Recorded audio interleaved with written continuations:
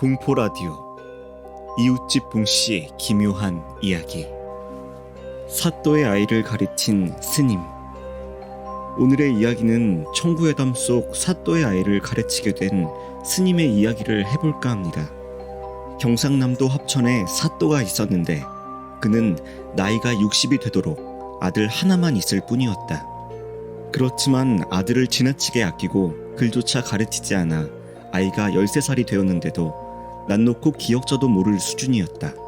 어느 날 전부터 사또와 친했던 해인사의 큰 스님이 놀러와서 담소를 나누게 되었다. 아이가 이미 다 자랐는데 아직 글조차 못 읽으니 나중에 크면 어떻게 하시려 하십니까? 글을 가르치려 해도 워낙 건방져서 말을 듣지 않습니다. 매를 들기엔 마음이 약해져 이렇게 되었습니다. 후회가 막심합니다. 서대부 집안의 자제는 어릴 적에 공부를 하지 않으면 나중에 세상에서 버림받은 사람이 됩니다. 그저 오냐오냐 하면서 공부조차 시키지 않았으니 이것이 옳은 것입니까? 아드님의 사람됨을 보니 어떤 일이든 하기만 하면 할 수 있을 터인데 이처럼 포기하시면 안 됩니다. 소승이 가르쳐 볼 테니 사또께서 허락해 주시겠습니까? 스님의 뜻을 몰라 부탁할 엄두를 못 냈지 전부터 원하던 일입니다. 스님께서 만약 그 아이를 깨우쳐 지식의 길로 인도하여 주신다면 그만한 일이 또 있겠습니까? 그렇다면 한 가지 조건이 있습니다. 살리고 죽이는 것은 스님의 마음대로 하시고 무조건 엄하게 공부를 시키십시오 라는 내용의 문서를 만들어 도장을 찍은 뒤 소승에게 주십시오. 또 일단 절로 데려간 후에는 결코 집에서 연락을 하지 말아야 합니다. 옷과 먹을 것은 소승이 마련할 테니 만약 보낼 것이 있다면 제자들을 통해서만 받겠습니다. 아시겠습니까? 예, 말씀대로 하겠습니다. 사또는 즉시 스님이 말한 대로 문서를 만들어주고 그날로 아이를 절로 보낸 뒤 연락을 끊었다. 아이는 버르장머리가 없어 절에 간 후에도 이리저리 쏘다니면서 늙은 중두를 멸시하고 욕을 하며 뺨까지 때리는 등 못하는 짓이 없었다. 하지만 큰 스님은 일을 마치 못 본 것처럼 아이가 맘대로 하도록 내버려 두었다. 4, 5일이 지난 어느 아침 큰 스님은 곱게 차려입고 책상 앞에 단정히 앉았다. 그 앞에 제자 30-40명이 경전을 펴고 앉아 있었는데 예절과 몸가짐이 가지런하고 엄숙했다. 하지만 아이가 보이지 않자 스님은 아이를 잡아오라 시켰다. 이내 아이는 큰 소리로 울부짖으며 욕을 퍼부었다. 너희 같은 중놈들이 어떻게 양반을 모욕하는 거냐. 내가 집에 돌아가면 아버님께 아뢰어 너희들을 때려 죽일 테다. 원수 같은 대머리 놈들 1000번이고 10,000번이고 죽일 테다. 아이는 계속 욕을 하며 멈추지 않았다. 그러자 큰 스님은 아이를 꾸짖으며 아이를 묶으라고 시켰다. 스님들이 아이를 묶어서 큰 스님 앞에 데려다 놓으니 큰 스님이 이전에 사또가 썼던 문서를 내보이며 말했다. 너희 아버지가 써준 문서이다. 이제부터 너의 생사는 오직 내 손에 달려있다.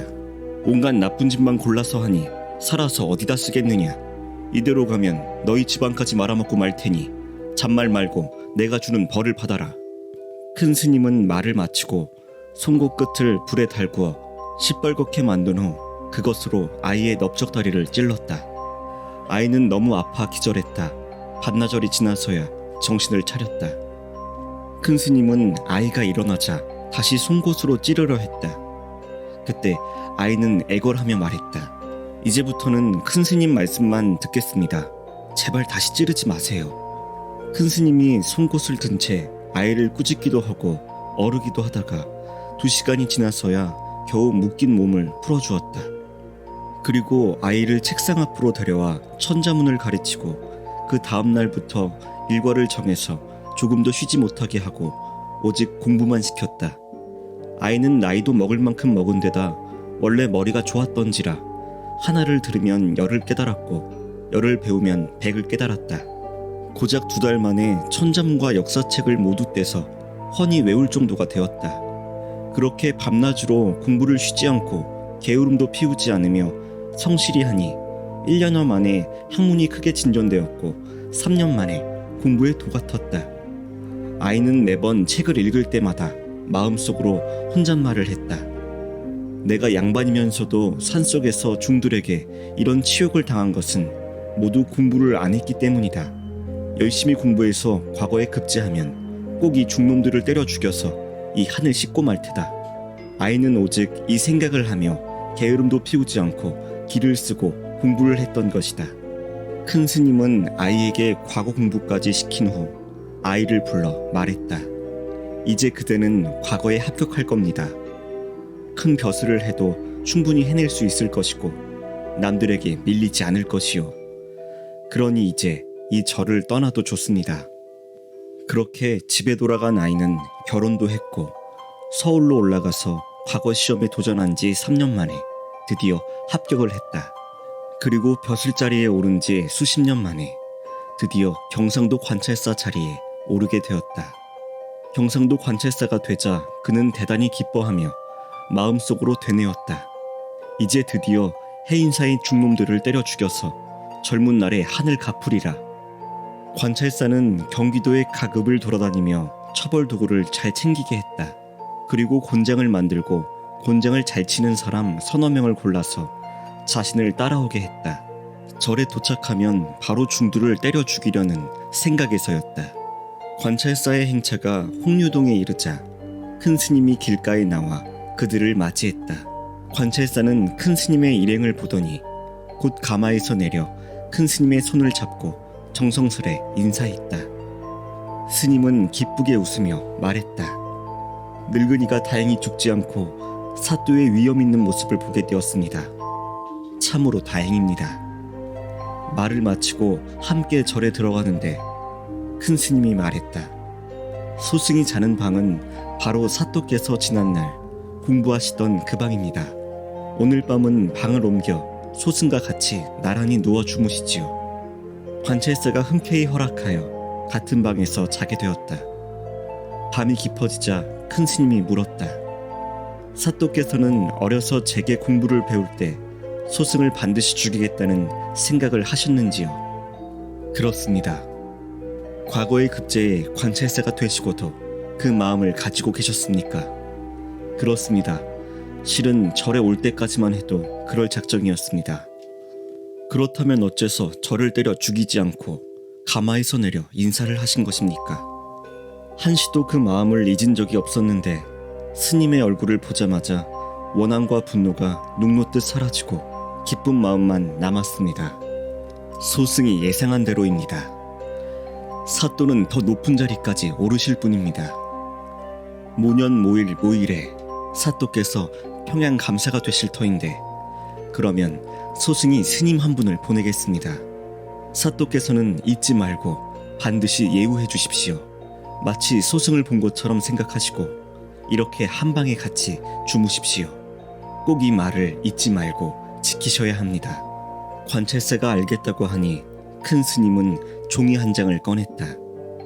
이것은 소승이 사또를 위해 평생 운수를 연도별로 적어둔 것입니다. 언제 돌아가실지 몇 품의 지위까지 오를지 훤히 알 수 있을 것입니다. 그렇지만 금방 말씀드렸던 평양 감사가 된 후의 일이 가장 중요합니다. 절대 잊지 마십시오. 관찰사는 감사한 마음에 모두 기억하겠노라 맹세했다. 다음날 절에 정성스럽게 시주를 하고 절을 떠났다.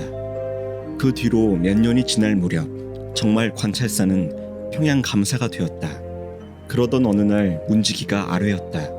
경상도 합천군 해인사에서 웬 스님이 와서 감사님을 뵙겠다고 합니다. 감사는 문득 큰 스님의 말씀을 생각해냈고 그를 즉시 들어오게 했다. 큰 스님의 안부를 물으며 함께 저녁밥을 먹은 뒤 밤이 되자 같은 방에서 자게 되었다. 그런데 밤이 깊어지자 방바닥이 너무 뜨거워서 스님과 자리를 바꿔 눕게 되었다. 잠에 빠져 정신이 몽롱한데 갑자기 비린 악취가 났다. 놀란 감사는 손으로 스님을 더듬어 보니 스님이 있던 곳이 축축하게 젖어 있었다. 바로 사람을 불러 살펴보니 스님은 칼에 찔려 내장이 모두 튀어나와 있었고 피가 흘러 방바닥이 온통 피투성이었다. 감사는 깜짝 놀라 급히 시체를 수습하게 했다. 다음 날 아침 철저히 조사해 보니 그것은 감사가 아끼던 기생 때문이었다. 그 기생은 어느 관노와 사랑하는 사이였는데 그 때문에 관노가 감사에게 원한을 품고 자는 사이 죽이려고 했던 것이다. 관노는 당연히 감사가 아랫목에 있을 거라 생각하고 죽였으나 거기에 있던 것은 스님이었다. 감사는 즉시 관노와 기생을 법으로 엄히 다스리고 스님의 시체를 수습해서 해인사로 보냈다. 이것은 큰 스님이 이러한 횡액을 미리 알아서 일부러 스님을 보내 감사가 받을 횡액을 대신 받게 했던 것이다. 그 일이 있은 뒤로 감사의 인생은 모두 큰 스님이 주셨던 종이에 적혔던 것과 똑같았다고 한다. 하지만 큰 스님이 보냈던 죽은 스님은 액바지처럼 감사를 대신하여 목숨을 잃게 되었는데 그럼 죽은 스님은 무슨 죄가 있는지 조금 당황스러운 이야기였습니다. 오늘의 기묘한 이야기는 여기까지입니다.